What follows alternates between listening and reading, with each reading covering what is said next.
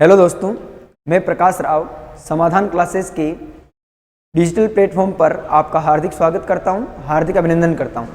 प्यारे विद्यार्थियों, अपन राजस्थान के इतिहास की महाकुंभ सीरीज को प्रारंभ कर दिया था और आज इसकी चौथी क्लास लेके आया हूं मैं, जिसमें अपन राजस्थान के एकीकरण पर चर्चा करने वाले हैं। हालांकि अपन ने पिछले वीडियो में भी जो है इस पर चर्चा की थी, पर आज उससे आगे की बात अपन करने वाले हैं। तो पिछले वीडियो में क्या चर्चा की थी अपन ने, उस पर 5 मिनट अपन रिकॉल कर लेते हैं उसको, फिर अपन आगे चलते हैं। जो भी प्यारे विद्यार्थियों इस क्लास को देख रहे हैं और इस क्लास से जुड़ चुके हैं, वो एक बार चैनल को सब्सक्राइब कर दीजिए और क्लास को लाइक कर दीजिए और शेयर कर दीजिए। आइए प्यारे विद्यार्थियों, कल अपन ने क्या पढ़ा उस पर थोड़ी चर्चा कर लेते हैं। तो प्यारे विद्यार्थियों, अपन ने कल एक कैबिनेट मिशन के बारे में चर्चा की थी। कैबिनेट मिशन 5 मिनट के लिए रिवाइज कर देता हूं मैं। कैबिनेट मिशन,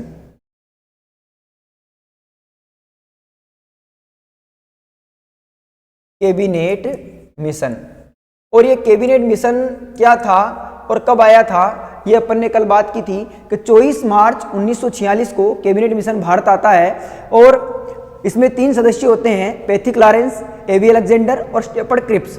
और ये क्लीमेंट, ब्रिटेन के प्रधानमंत्री क्लीमेंट एटली के मंत्रिमंडल से थे। तीनों यहाँ पर आते हैं और भारत की स्थिति का जायजा लेते हैं और भारत की स्थिति का जायजा लेने के बाद में भारतीय सत्ता का हस्तांतरण भारतीयों को कर देना चाहिए, ऐसी रिपोर्ट पेश करते हैं क्लीमेंट एटली के मंत्रिमंडल के समक्ष। तो इसी कैबिनेट मिशन की सिफारिश पर जो है भारत को स्वतंत्र कर दिया जाता है, भारतीयों की सत्ता का हस्तांतरण भारतीयों को कर दिया जाता है। और इसमें अपन ने बात भी की थी कि इसके लिए 389 सदस्यों की एक संविधान सभा का गठन होता है, जिसमें 10 लाख की जनसंख्या पर एक सदस्य चुना जाता है। और जुलाई 1946 में इसके लिए चुनाव होते हैं और चुनाव परिणाम में कैसे क्या होता है सब अपन ने बात की थी। और उसके बाद आगे अपन ने बात की थी कि इस चुनाव परिणाम में जो मुस्लिम लीग था उसको प्रतिनिधित्व बराबर नहीं मिलता है, इसलिए वो इस चुनाव परिणामों का विरोध करता है और पाकिस्तान अलग से एक देश हो इसकी मांग करता है। इसीलिए क्लीमेंट एटली ने तत्कालीन भारतीय वाइसराय माउंटबेटन को गवर्नर बनाकर भेजा जाता है। 3 जून 1947 को माउंटबेटन भारत आते हैं, भारत के गवर्नर बनकर, और एक योजना लेकर आते हैं जिसका नाम था माउंटबेटन योजना। और इसी माउंटबेटन योजना के तहत भारत का विभाजन हो जाता है और भारत से अलग होकर एक पाकिस्तान नाम का एक अलग से देश बनता है। 14 अगस्त 1947 को पाकिस्तान भारत से अलग होता है और 15 अगस्त 1947 को भारत ब्रिटेन से क्या होता है, स्वतंत्र होता है। ठीक है ना। तो इस प्रकार से माउंटबेटन योजना के तहत भारत का विभाजन हो जाता है। लेकिन उस समय तत्कालीन समय में भारत में छोटी मोटी अगर रियासतों की बात करें तो 562 देसी रियासतें थी। उन राजाओं के सामने समस्या आ जाती है कि वो अपना विलय किसमें करें। इसीलिए क्या होता है प्यारे विद्यार्थियों, इसीलिए सरदार वल्लभ भाई पटेल के अध्यक्षता में 5 जुलाई 1947 को एक रियासती विभाग का क्या किया जाता है, गठन किया जाता है। और ये रियासती विभाग के अध्यक्ष सरदार वल्लभ भाई पटेल और इसके सचिव वीपी मेनन थे, यानी राव बहादुर वापल्ला पेंगुनी मेनन, इनके क्या थे, सचिव थे।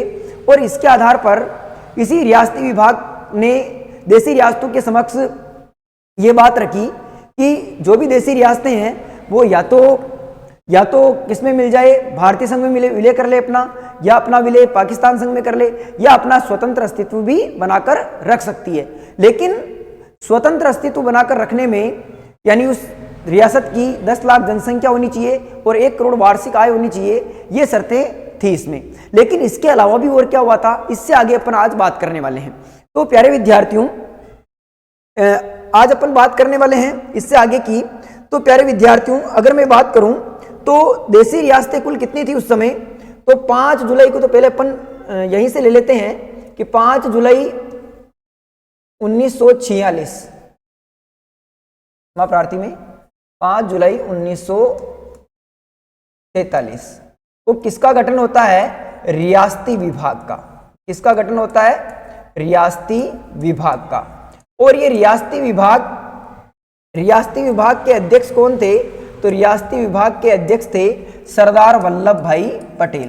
हालांकि ये अपन कल बात कर चुके हैं, पर मैं आपको टॉपिक से जोड़ने का प्रयास कर रहा हूं। सरदार वल्लभ भाई पटेल, सरदार वल्लभ भाई पटेल, ठीक है ना। और इसके सचिव कौन थे? तो इसके सचिव थे VP Menon. VP Menon, VP Menon का पूरा नाम क्या था? तो राव बहादुर वापल्ला पेंगुनी मेनन, ये इनका पूरा क्या था प्रिय विद्यार्थियों? पूरा नाम था। अब ये जो रियासती विभाग था, इसमें राजस्थान की कौन सी रियासत सबसे पहले मिली थी? बीकानेर, ये अपन ने बात की थी। और सबसे अंतिम में कौन सी मिली थी? तो सबसे अंतिम में मिली थी आपके धौलपुर, ठीक है। लेकिन इसी से संबंधित एक और चीज पढ़ने वाले हैं अपन। इस समय क्या हुआ था प्यारे विद्यार्थियों? अपन आगे देख लेते हैं। इसी समय क्या हुआ था? इसी समय देखो 1919 का जो भारत शासन अधिनियम था, आपने राजनीति विज्ञान में पढ़ा होगा, 1919 का मॉन्टेग्यू चेम्सफोर्ड सुधार, या इसे कहते हैं अपन भारत शासन अधिनियम 1919। तो इस भारत शासन अधिनियम 1919 या मॉन्टेग्यू चेम्सफोर्ड सुधार में आपने भारत शासन अधिनियम पढ़ा होगा राजनीति विज्ञान में, जिसे मॉन्टेग्यू चेम्सफोर्ड सुधार भी कहते हैं, जो कि 1919 में लाया गया था। और इस अधिनियम के तहत एक मंडल की स्थापना की गई थी, देसी राजाओं के मंडल की, जिसका नाम क्या था प्यारे विद्यार्थियों? नरेंद्र मंडल। क्या नाम था? नरेंद्र मंडल। नरेंद्र मंडल। और इस नरेंद्र मंडल में कौन होते थे? तो देसी राजाओं का एक संगठन था। किसका? देसी राजाओं का क्या था? एक संगठन। और इस देसी राजाओं के संगठन को उस समय भारत में देसी रियासतें कितनी थी प्यारे विद्यार्थियों? तो देसी रियासतें एकीकरण के समय कितनी थी? देसी रियासतें थी, छोटी बड़ी देसी रियासतें थी, कितनी थी? 562। इनकी संख्या कितनी थी? 562। अब क्या हुआ प्यारे विद्यार्थियों? इन 562 रियासतों के समक्ष भारत रियासती विभाग ने देसी रियासतों के समक्ष इन्हें भारतीय संघ में विलय करने के लिए क्या किया गया कि नरेंद्र मंडल के देसी राजाओं का एक 25 जुलाई 1947 को एक सम्मेलन बुलाया गया। कहां बुलाया गया? तो नरेंद्र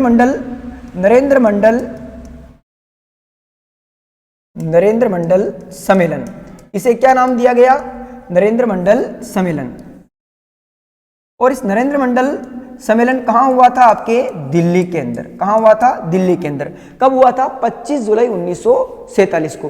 25 जुलाई 1947 को नरेंद्र मंडल सम्मेलन दिल्ली में आयोजित होता है। और इसमें इसकी अध्यक्षता गवर्नर जनरल माउंटबेटन करते हैं। माउंटबेटन इसकी क्या करते हैं? अध्यक्षता।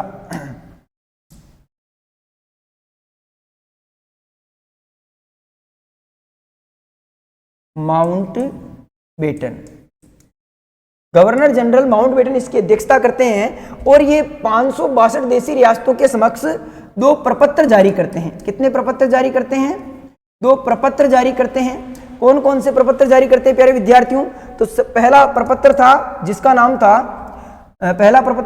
नाम था आपके इंस्ट्रूमेंट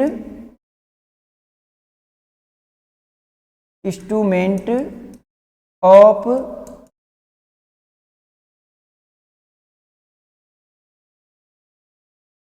एक्सेशन, या इसे अपन कह सकते हैं मिलाप पत्र,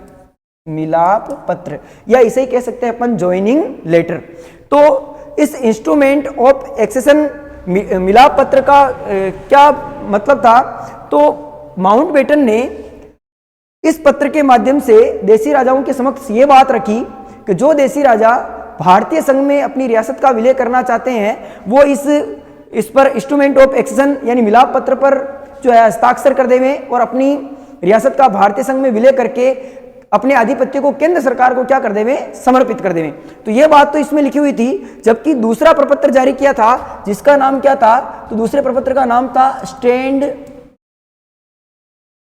स्टील एग्रीमेंट।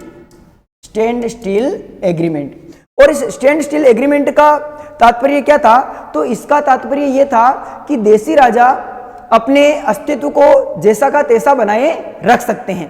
तो ये जो जो देशी राजा इस पर साइन करेंगे वो केंद्र सरकार को अपना आधिपत्य सौंप देंगे और स्टैंड स्टिल एग्रीमेंट पर जो साइन करेगा वो अपना स्वतंत्र अस्तित्व बनाए रख सकता है। तो ये बात इसके तहत की गई थी, ठीक है। तो वही बात अपन यहां पर समझ रहे थे कि इस प्रकार के दो जो पत्र जारी किए गए थे उसमें से इंस्ट्रूमेंट ऑफ एक्सेशन मिलाप पत्र पर अपन ने बात की थी कि इस प्रपत्र पर आपके यहां पर अपन ने एक रियासती विभाग में राजस्थान से सर्वप्रथम साइन हस्ताक्षर करने वाले कौन थे? तो प्यारे विद्यार्थियों राजस्थान, क्योंकि अपने को राजस्थान के किरण पढ़ रहे हैं तो राजस्थान से संबंधित बात याद रखनी है। तो इस इंस्ट्रूमेंट ऑफ एक्सेशन प्रपत्र यानी मिलाप पत्र पर हस्ताक्षर करने वाले पहले व्यक्ति कौन थे? राजस्थान की कौन सी रियासत थी? तो जिसका नाम था बीकानेर। कौन सी थी? बीकानेर। और इसके शासक कौन थे? शार्दुल सिंह। और शार्दुल सिंह ने 7 अगस्त, कब? 7 अगस्त 1947 को क्या कर दिए थे? साइन। और अंतिम रूप से किसने किए थे? धौलपुर रियासत ने। और धौलपुर रियासत के जो उदयभान सिंह थे उन्होंने 14 अगस्त 1947 तक इस पर क्या कर दिए थे? साइन कर दिए थे। ये बात पहले पढ़ चुके अपन, पर वो आप इससे रिलेटेड बात मैंने आपको समझाई उसमें, ठीक है। तो बीकानेर के शार्दुल सिंह 7 अगस्त 1947 को साइन हस्ताक्षर करने वाले जो है पहले शासक थे। और अंतिम रूप से साइन हस्ताक्षर करने वाले शासक कौन थे प्यारे विद्यार्थियों? तो अंतिम रूप से साइन करने वाले जो आपके शासक थे उनका नाम क्या था? आपके उदयभान सिंह, राजस्थान से। लेकिन यहां पर अपन राजस्थान की बात कर रहे हैं। अब राजस्थान में कितनी रियासतें थी? और वो 562 में से राजस्थान में 19 रियासतें थी और वो अपने लिए क्या क्या सोचती थी उस पर भी अपन क्या करेंगे? चर्चा। तो प्यारे विद्यार्थियों इन रियासतों में से बहुत सारी ऐसी रियासतें थी जो अपना स्वतंत्र अस्तित्व रखना चाहती थी या फिर अपने आप को पाकिस्तान में मिलाना चाहती थी या भाषा के आधार पर अलग राज्य में मिलना चाहती थी। तो इस प्रकार की जो रियासतें थी उन पर भी अपन क्या करने वाले हैं? चर्चा।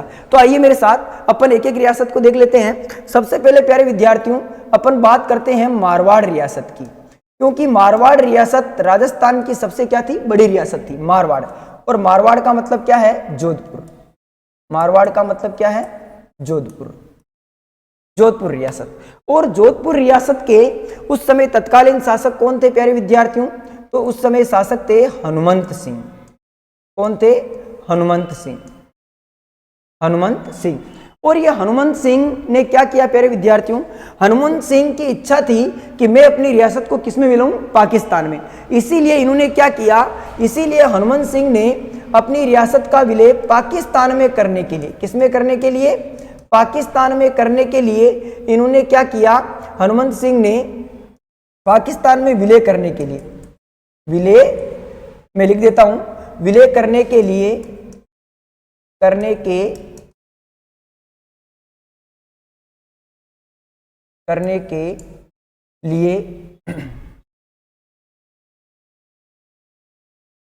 मोहम्मद अली जिन्ना से क्या की? इन्होंने मुलाकात की। मोहम्मद अली जिन्ना से मुलाकात की। और मोहम्मद अली जिन्ना से मुलाकात करके ये अपनी रियासत का विलय किसमें करवाना चाहते थे? तो पाकिस्तान में करवाना चाहते थे। और बड़ी इंटरेस्टिंग बात है कि सीईटी एग्जाम 2022 के प्रश्न पत्र में यह प्रश्न पूछा गया था कि हनुमंत सिंह ने अपनी रियासत का विलय यानी मारवाड़ रियासत का विलय पाकिस्तान में करवाने के लिए मोहम्मद अली जिन्ना से मिलने के लिए कहां के नवाब से वार्ता की थी? ठीक है ना, कहां के नवाब से इन्होंने वार्तालाप किया था या उनसे यानी मिलाप पत्र किया था? तो हनुमंत सिंह ने क्या किया था? भोपाल के नवाब थे, भोपाल। और भोपाल कहां पड़ता है? एमपी। इस भोपाल के नवाब थे जिनका नाम था प्यारे विद्यार्थियों हमीदुल्ला। क्या नाम था? हमीदुल्ला। भोपाल के नवाब हमीदुल्ला से हनुमंत सिंह ने मुलाकात की और इनकी सिफारिश के आधार पर ही ये किससे मिलने में सफल हुए थे? मोहम्मद अली जिन्ना से। क्योंकि मोहम्मद अली जिन्ना मुस्लिम लीग के अध्यक्ष और पाकिस्तान के संस्थापक कहलाते हैं, तो इनसे मिलने में ये क्या हुए थे? सफल हुए थे। तो भोपाल एमपी के नवाब से ये हमीदुल्ला से इन्होंने इनके माध्यम से मोहम्मद अली जिन्ना से मिले और अपनी रियासत का पाकिस्तान में क्या करवाना चाहते थे? ये विलय करवाना चाहते थे। लेकिन तत्कालीन भारत सरकार के सचिव थे, भारत सरकार के रियासती विभाग के सचिव कौन थे? VP Menon. VP Menon, Mountbatten और सरदार पटेल। इनके प्रयासों के कारण मारवाड़ हनुमंत सिंह को इन्होंने समझाया और मारवाड़ रियासत का विलय किसमें करवाने में सफल रहे, ये राजस्थान में करवाने में सफल रहे। तो ये तो किसकी बात थी, आपके मारवाड़ जोधपुर रियासत की बात थी।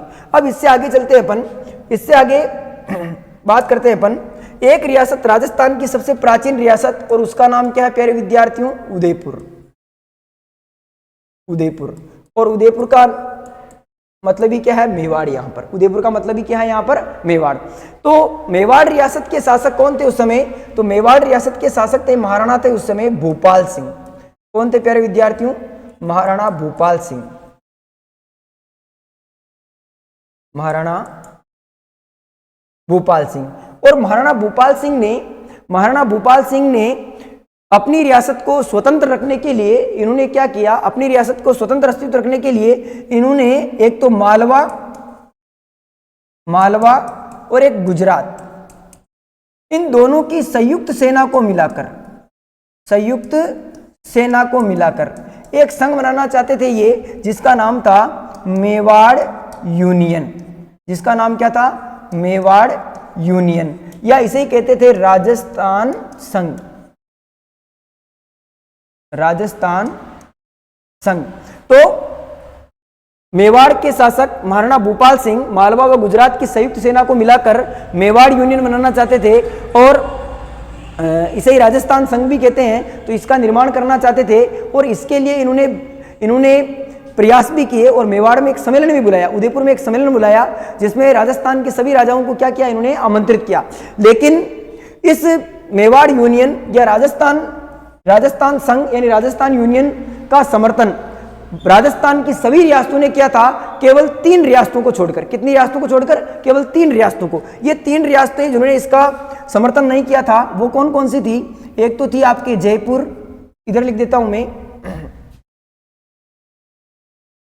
मेवाड़ यूनियन का समर्थन नहीं किया। किन किन रियासतों ने नहीं किया, एक तो आपके जयपुर, एक जोधपुर, और एक आपके लास्ट थी बीकानेर। ये 3 रियासतों ने इस मेवाड़ यूनियन या राजस्थान संघ का जो है समर्थन नहीं किया था। तो इन 3 रियासतों ने क्यों नहीं किया था, इसके पीछे रीजन क्या था। तो प्यारे विद्यार्थियों, राजस्थान में ये जयपुर, जोधपुर और बीकानेर ऐसी रियासतें थी जो उदयपुर के समकक्ष थी, यानी मेवाड़ रियासत के समकक्ष थी, और ये नहीं चाहती थी कि हम इनके अधीन रहकर क्या करें, शासन करें। इसीलिए इन्होंने ये उचित नहीं समझा कि भाई हम मेवाड़ यूनियन में अपना यानी मेवाड़ के राजा के अधीन हम क्या करें, शासन करें। इसीलिए इन्होंने इसमें मिलना उचित नहीं समझा। पर ऐसा वक्तव्य भी मिलता है, ये कथन भी मिलता है। हालांकि बाद में महाराणा भूपाल सिंह ने जो है माउंटबेटन और सरदार पटेल के कहने पर अपनी रियासत का विलय राजस्थान में करवा दिया था। लेकिन इनका महाराणा भूपाल सिंह का अंततः यह कथन भी था कि मेरी जो रियासत का भारतीय संघ में विलय होना, ये मेरे पूर्वजों ने ही लिख दिया था, ठीक है ना। यानी मेरे पूर्वज ही ये चाहते थे कि आगे आने वाले समय में उत्तरदायी शासन की क्या हो, स्थापना हो। तो इसीलिए मैं अपनी रियासत को किसमें मिला रहा हूँ, भारत संघ में मिला रहा हूँ, ठीक है ना। तो ऐसे कथन भी इनके देखने को मिलते हैं। आगे चलते हैं अपन। इसके बाद में एक रियासत थी आपके, बात करें तो डूंगरपुर, और डूंगरपुर के तत्कालीन शासक कौन थे, आपके लक्ष्मण सिंह। डूंगरपुर के शासक कौन थे, लक्ष्मण सिंह। और लक्ष्मण सिंह एक तो बांसवाड़ा, एक डूंगरपुर और एक प्रतापगढ़, इन तीनों को मिलाकर एक संघ बनाना चाहते थे, जिसका नाम क्या था, वागड़ संघ। कौन सा संघ बनाना चाहते थे, वागड़ संघ। लेकिन ये वागड़ संघ भी क्या रहा प्यारे विद्यार्थियों, असफल रहा। और अंततः लक्ष्मण सिंह को यानी भारतीय संघ के विलय पत्र पर क्या करने पड़े, हस्ताक्षर करने पड़े, और राजस्थान में मिलना इनका तय हो गया, ठीक है। जबकि आगे मैं बात करूं, एक रियासत थी आपके एक रियासत थी भरतपुर, भरतपुर, और एक रियासत थी आपके धौलपुर, धौलपुर। ये दोनों कौन सी रियासतें थी? जाट रियासतें। कैसी रियासतें थी? जाट रियासतें। और ये जाट रियासतें भाषा के आधार पर, यहाँ के शासक जो है भाषा के आधार पर, भाषा के आधार पर कैसे कि तो समझे आप, ये अपना राजस्थान है और राजस्थान की मैं बात करूं तो यहाँ पर भरतपुर और धौलपुर पड़ता है, तो ये किससे सटा हुआ है? यूपी से। किससे सटा हुआ है? यूपी से। 877 किलोमीटर इसके साथ सीमा लगती है। और वर्तमान में राजस्थान के 3 जिले और प्राचीन दृष्टि से 7 अगस्त 2023 के पहले 2 जिले राजस्थान के, भरतपुर और धौलपुर, किससे लगते हैं? यूपी से लगते हैं। तो ये भाषा, यहाँ पर ब्रज भाषा का प्रभाव दिखाई देता है, अवधी भाषा का प्रभाव दिखाई देता है, तो इसीलिए ये इससे सटे हुए हैं, तो यहाँ पर भी इन्हीं भाषा का प्रभाव दिखाई देता है। तो इसीलिए क्या हुआ प्यारे विद्यार्थियों कि भरतपुर और धौलपुर रियासत भाषा के आधार पर, भाषा के आधार पर किस में मिलना चाहती थी? यूपी में मिलना चाहती थी, यूपी में मिलना चाहती थी। यानी अपना विलय किसमें करना चाहती थी? यूपी में करना चाहती थी। लेकिन भारत सरकार के तत्कालीन सचिव कौन थे? भारत सरकार के तत्कालीन सचिव थे रियासती विभाग के, जिनका नाम था वीपी मेनन। और वीपी मेनन ने क्या किया प्यारे विद्यार्थियों? वीपी मेनन ने जनता की राय जानने के हेतु, यानी शासक के कहने से कुछ नहीं है, जनता क्या चाहती है, प्रजा क्या चाहती है, इस बात को जानने हेतु उन्होंने क्या किया? तो वीपी मेनन ने जनता की राय जानने हेतु एक समिति का गठन किया, जिसका नाम क्या था? शंकर राव या राय समिति। और इस समिति में प्यारे विद्यार्थियों इस समिति में कितने प्रश्न ऐसा पूछा गया कि इस समिति में कितने सदस्य थे अध्यक्ष सहित? तो अध्यक्ष सहित की बात करूं तो 3 थे। अध्यक्ष कौन थे इसके? तो अध्यक्ष थे इसके शंकर राय या राव, और इसके सदस्य कितने थे? 2। कौन कौन थे? एक सदस्य का नाम तो था आर.के. सिद्धावा, आर.के. सिद्धावा, और एक का नाम था प्रभुदयाल।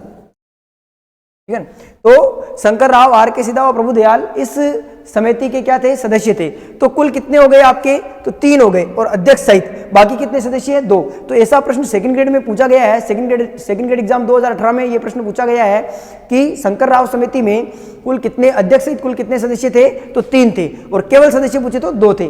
ठीक है, तो इस समिति का गठन किया गया। इस समिति ने क्या किया? इस समिति ने जनता की राय जानी, और जनता की राय जान के इस समिति की सिफारिश पर यह बात तय हुई कि भाई भरतपुर और धौलपुर जो है वो राजस्थान में मिलना क्या कर रहे हैं? स्वीकार कर रहे हैं। तो इसी समिति के आधार पर भरतपुर और धौलपुर की जनता ने राजस्थान में मिलना क्या किया? स्वीकार किया।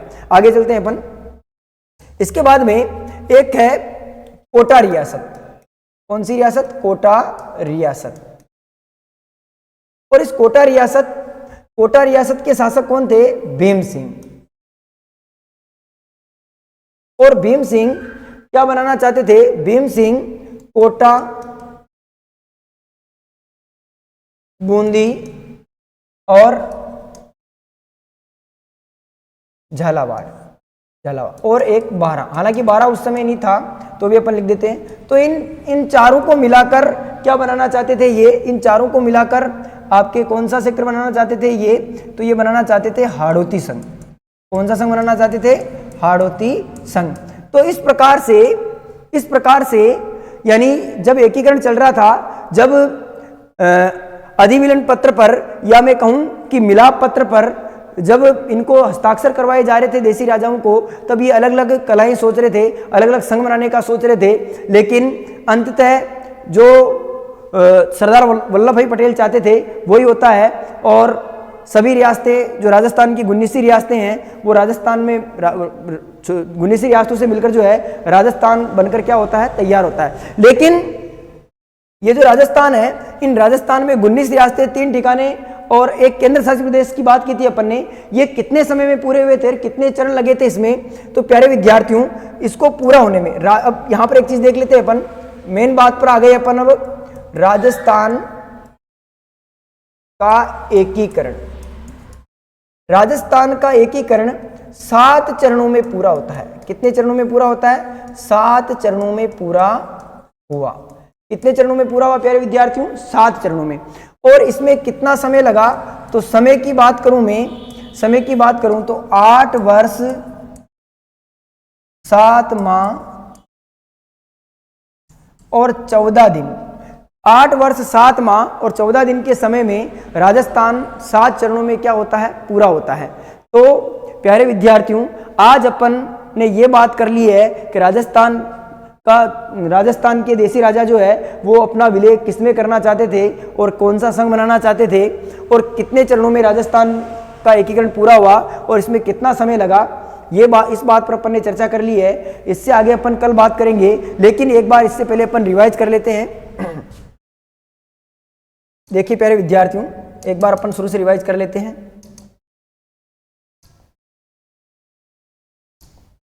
तो प्यारे विद्यार्थियों, अपन ने बात की थी कि 5 जुलाई 1947 को रियासती विभाग का गठन हुआ।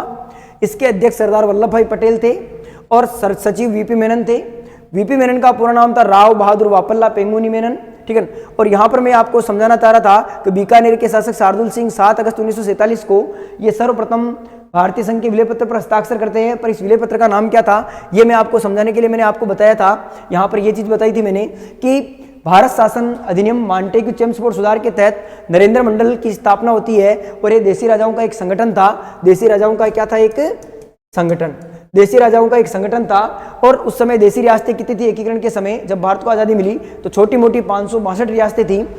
इन देसी राजाओं को भारतीय संघ में मिलाने के लिए 25 जुलाई 1947 को नरेंद्र मंडल सम्मेलन की दिल्ली में आयोजन किया जाता है और इस नरेंद्र मंडल की अध्यक्षता माउंटबेटन करते हैं, जिसमें ये 2 प्रपत्र जारी करते हैं। देसी रियासतों के समक्ष कितने प्रपत्र जारी करते हैं, 2, यानी देसी राजाओं के समक्ष कितने प्रपत्र जारी होते हैं, 2 प्रपत्र।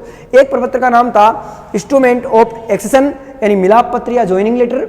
इसके तहत इस विलय पत्र पर इस पर हस्ताक्षर करने वाले देसी राजा अपनी रियासत का भारतीय संघ में विलय करवाते हैं और इसका अर्थ ये होता है कि वो अपनी रियासत का आधिपत्य भारतीय केंद्र सरकार को क्या कर रहे हैं, सौंप रहे हैं, ठीक है। और दूसरा प्रपत्र था जिसका नाम था स्टैंड स्टिल एग्रीमेंट, जिसका अर्थ ये था कि इस पत्र पर हस्ताक्षर करने के अर्थ ये था कि वो देसी रियासतें अपना स्वतंत्र अस्तित्व रख रही हैं, ठीक है, यानी यथास्थिति में बनी रहेगी, ये बात कह रही है।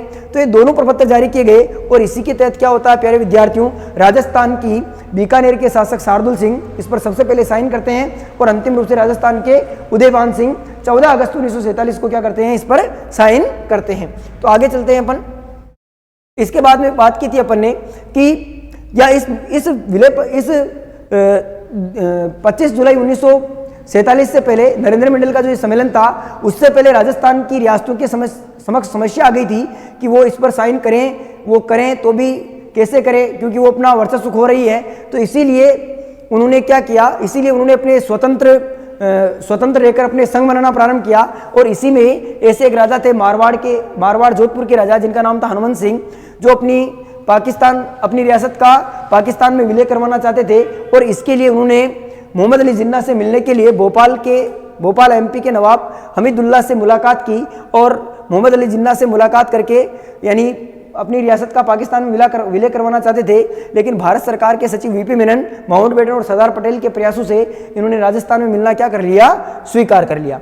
इसके बाद में अपन ने बात की थी कि मेवाड़ रियासत के जो शासक थे महाराणा भूपाल सिंह, वो भी क्या करना चाहते थे, मालवा और गुजरात की संयुक्त सेना को मिलाकर एक मेवाड़ यूनियन या राजस्थान संघ नाम का एक संगठन बनाना चाहते थे। और इसके लिए इन्होंने बाकायदा एक सम्मेलन भी आयोजित किया उदयपुर में और इसके लिए राजस्थान के सभी देसी राजाओं को आमंत्रित किया और सभी ने भाग भी लिया।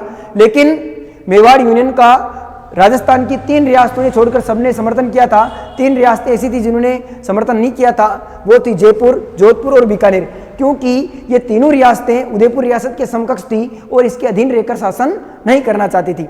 इसके बाद में डूंगरपुर के शासक कौन थे, लक्ष्मण सिंह, और इन्होंने बांसवाड़ा, डूंगरपुर और प्रतापगढ़ को मिलाकर एक वागड़ संघ बनाना चाहते थे, लेकिन ये भी क्या रहा, असफल रहा। इसके बाद में अपन ने बात की थी कि 2 रियासतें थी, भरतपुर और धौलपुर, ये जाट रियासतें थी और ये भाषा के आधार पर यूपी में मिलना चाहती थी। लेकिन भारत सरकार के सचिव वीपी मेनन ने जनता की राय जानने हेतु शंकर राव या राय समिति का गठन किया और जिसकी अध्यक्षता शंकर राय ने की। और इसमें 2 सदस्य थे, आर.के. सिदा और प्रभुदयाल। और इस 3 अध्यक्ष सहित 3 सदस्यों की समिति ने जो है ये राय दी कि भाई भरतपुर और धौलपुर की जनता किसमें मिले, आपके राजस्थान में। तो इसी समिति की सिफारिश पर इन्होंने किसमें मिलना स्वीकार कर लिया, राजस्थान में मिलना स्वीकार कर लिया। इसके बाद में कोटा रियासत के शासक थे भीम सिंह, और ये कोटा, बूंदी, बारां और झालावाड़, इन चारों को मिलाकर हाड़ौती संघ बनाना चाहते थे, लेकिन ये भी क्या रहता है, असफल रहता है। फिर राजस्थान के एकीकरण की बात करें तो ये 7 चरणों में पूरा होता है और समय इसमें 8 वर्ष 7 माह और 14 दिन का लगता है। और इसी के साथ आज की अपनी ये क्लास यहीं पर समाप्त करेंगे अपन। लेकिन प्यारे विद्यार्थियों, आपको ये क्लास कैसी लग रही है, ये आप कमेंट बॉक्स में मुझे सुझाव दें। इसमें मुझे और क्या सुधार करना चाहिए, ये भी आप इस कमेंट बॉक्स में सुझाव दे सकते हैं। और एक आपकी स्क्रीन पे आ रहा होगा कि नए बैच जारी हो चुके हैं, तो इन नए बैचों के जारी हो चुके, तो इसके लिए आप रजिस्ट्रेशन करवा सकते हैं अभी से और इन बैचों को ज्वाइन कर सकते हैं। दूसरा, आप इस क्लास को लाइक करें और जितना हो सके आप शेयर करें, जिससे कि प्रतियोगी परीक्षा की तैयारी करने वाले सभी प्रतिभागियों को इसका फायदा मिल सके, और आप चैनल को भी सब्सक्राइब करें। आज के लिए इतनी ही क्लास। धन्यवाद। जय हिंद, जय भारत।